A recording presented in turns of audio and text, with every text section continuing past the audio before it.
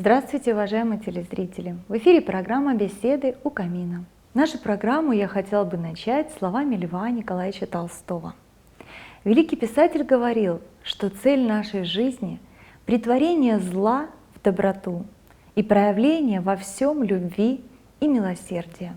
Эти слова взял для себя за правило жизни знаменитый польский писатель, врач и педагог Януш Корчак. Человек, который посвятил себя и свою жизнь сотням чужих детей-сирот. Хотя сам Януш считал, что чужих детей не бывает. С ранних лет он видел свое призвание в том, чтобы помогать людям. Поэтому он решил стать врачом. Став студентом медицины, он работал в бесплатной читальне для бедных, учил в школе, но больше всего радости ему доставляла работа в детской клинике, где на протяжении 7 лет он лечил не только тела, но и души детей, делая все, чтобы защитить их от одиночества, отчаяния и боли.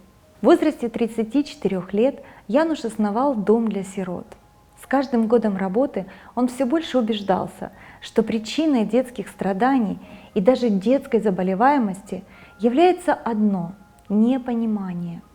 Он пытался донести истину того, что проблемой воспитания является то, что взрослые не понимают детей и не считаются с ними. Он лечил, обучил и воспитывал сотни детей вплоть до 1942 года, когда весь дом сирот отправили в концлагерь. Трижды ему предоставлялась возможность спасти свою жизнь, и трижды он отказывался, войдя 5 августа 1942 года вместе с детьми в газовую камеру. По пути он рассказывал детям сказки, чтобы отвлечь их от тяжелых мыслей.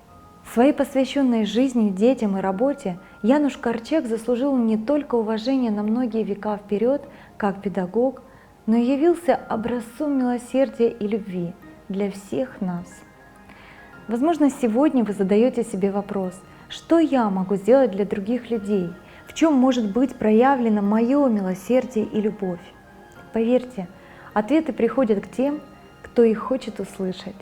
Стоит только оглянуться вокруг себя, и вы поймете, как много людей сегодня нуждаются в вашей любви и милосердии. Не пройдите мимо, протяните руку, и вы увидите, как жизнь наполнится новым смыслом. Будьте счастливы! Удачи вам!